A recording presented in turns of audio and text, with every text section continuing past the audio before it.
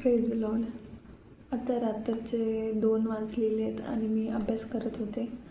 अचानक मला तुमच्याशी एक वचन शेअर करायची इच्छा होत होती, जे की आपण बघूया. स्टार्टिंगला आपण प्रेयर करूया.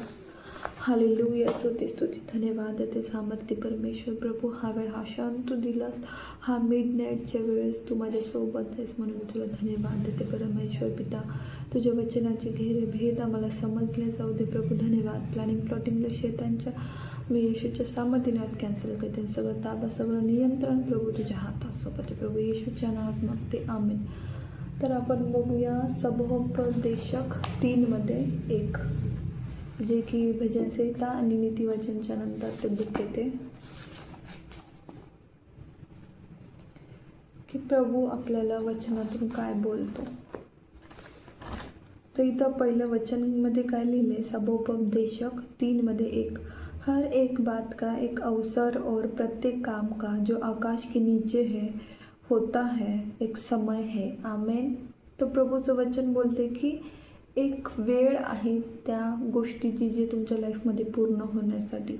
जे स्वर्गाच्या नंतर जे आकाश आहे, त्या आकाशच्या नंतर काय पृथ्वीवर ज्या पण गोष्टी आहेत त्याचा एक वेळ आहे, एक परफेक्ट टाईम आहे. प्रभू असं सांगतो की त्याच्याच पुढच्या दुसऱ्या वचनमध्ये लिहिले, काय लिहिले, जन्म का समय और मरण का भी समय, बोने का समय और बोए हुए उखाड़ने का भी समय, आमेन. तर प्रभूचं वचन खुद सांगते जन्मल्याचा एक समय आहे, मरण्याचा एक समय आहे. आपण शेतामध्ये बीज पेरतो त्याचा एक समय आहे, त्याचं फळ घेतो त्याचा एक समय. प्रभू म्हणजे सगळ्या गोष्टीचा एक वेगळा टाईम आहे, त्याचा एक अलग टाईम आहे. त्या वेळेच्या अगोदर ते फळ घेऊन येऊ नाही शकत. आणि ते जर ते फळ घेऊन आलं तर बेस्ट नसेल, ते असंच असेल जे घाण होऊन जाईल, तो फुटून जाईल.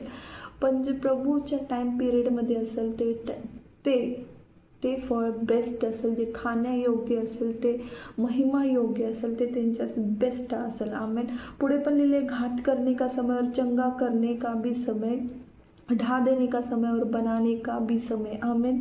एक म्हणजे दुःखाचा समय पण आणि चांगला होण्याचा पण समय. तर जेव्हा प्रभूचा टाईम येतो तेव्हा बेस्ट टाईम येतो. हालेलुया. तर आपण आपल्या जीवनामध्ये योजना ना बनवत की माझं लवकर कधी होईल प्रभूला क्वेश्चन न करतात. तर प्रभू आपण स्टँड घेणं, शांत राहणं, स्थिर राहणार. प्रभूचं वचन काय बोलते, चुप हो जा और जान लो की मैं ही परमेश्वर हूँ, आमेन. तर प्रभूला त्याचं काम करू द्या. जर त्याचं काम आपण करत असेल तर आपण दोषी ठरतात, कारण प्रभूचं काम स्वतः त्यानं करतोय.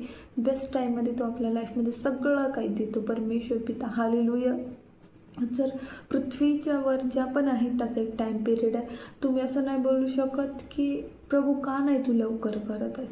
जर त्यानं लवकर केला तर तुम्हाला तेवढी खुशी नाही होईल, पण जेव्हा त्यानं लेटमध्ये डिलेमध्ये जाईल पण तो करून तुमच्या परीक्षेनंतर तुमच्या त्या दुःखानंतर तुम्हाला जे गुड न्यूज देईल ना, ती सगळ्यात मोठी असेल, अनोखी असेल. तुम्ही असं वाटाल की प्रभू जे होतं ते दुःख काहीच नाही असेल, समोर जे आहे ते सुख खूप मोठं आहे असं तुम्ही बोलसाल.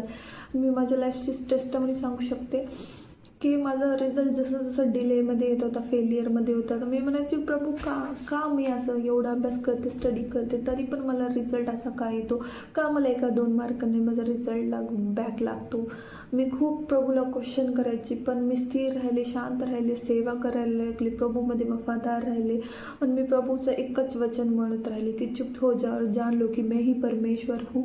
आणि जे वेळ येते, जे बेस्ट टाईम आहे, ते प्रभू परमेश्वर बेस्ट टाईममध्ये आपल्या लाईफमध्ये करतो. त्या टाईमला मला असं वाटायचं की सगळे लोक मला म्हणायचे की तू तर देवाला मानते, प्रभू येशूला मानते, त्यानं सगळं काही करतं, तुझा रिझल्ट साधा कागदवर त्याने चांगले मार्क्स देऊन पास नाही करू शकत का. पण मी शांत राहिले, मी खूप रडत राहिले. पण प्रभूला मी म्हणले की प्रभू तुला जे टाईम बेस्ट आहे, तुला ज्या टाईममध्ये मला द्यायचं आहे, तू त्या टाईममध्ये तू करणारा देव आहेस.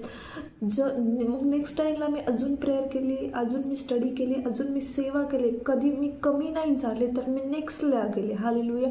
त्याच वफादारीला बघून प्रभूनं असं काय केलं, जे लोक मला तुच्छ समजले होते, ज्या लोकांनी मला नाव मोठं ठेवलं होते, ज्या लोकांनी माझ्या देवाला नाव ठेवलं होतं की तुझा देव नाही करू शकत का, त्याच लोकांसमोर प्रभूने माझा रिझल्ट चांगला दिला, चांगल्या मार्क्सने पास केला. आणि जे लोक मला नाव ठेवत होते ते तिथेच राहिले, त्यांना तिथेच कमी मार्क्स मिळाले, ते त्याच क्लासमध्ये राहिले. पण प्रभूने मला उंच केलं, प्रभूने मला वर केलं. हालेलुया. तर प्रभूचा एक टाईम आहे, एक बेस्ट पिरियड आहे, जे त्या टाईम पिरियडमध्ये प्रभू करून दाखवतं. जर मला पहिले भेटलं असेल तेवढी खुशी नाही भेटली असती, पण जेव्हा त्यानं मला आत्ता दिलं तर मला इतकी खुशी आहे ना. त्या लोकांना प्रभूने शांत केलं आणि त्याच्या नावाला महिमा दिली. मला त्यांना शर्मिंदा होण्यापासून वाचवलं. हालेलुया. तर प्रभूचा बेस्ट टाईमला तुम्ही वाट बघा की प्रभू जे करेल ते बेस्ट टाईममध्ये करेल. The God time is the best time. Hallelujah. जर प्रभूचा वेळ येईल सगळं अनोखा असेल, प्रभूचा टाईम येईल तेव्हा सगळ्यात बेस्ट असेल. हालेलुया. तर तुम्ही तुमच्या योजना आखू नका, तुम्ही तुमचं प्लॅनिंग बनवू नका की प्रभू मी काही ना काहीतरी करते, मी काही ना काहीतरी करते, मी पैसे देऊन खोड्या काड्या करते, रिझल्ट चांगला घेऊन येते, मी काम चांगलं बेस्ट करण्याचं बघते. नाही, ते सगळं परमेश्वराच्या हातात सेवा. परमेश्वर मनुष्याचा फेवर देईल, स्वतःचा प्रभूचा फेवर मिळेल आणि तुमचे कामं आपोआप सक्सेसफुल होईल. ते बेस्ट टाईममध्ये तुमच्या लाईफमध्ये होईल. हालेलुया. तर आपल्या बुद्धीचा वापर न करता प्रभूच्या अवसरला, प्रभूच्या कामाला अवसर द्या की त्यानं त्याच्या आपल्या लाईफमध्ये बेस्ट टाईममध्ये ते कामं सफल करू. हालेलुया.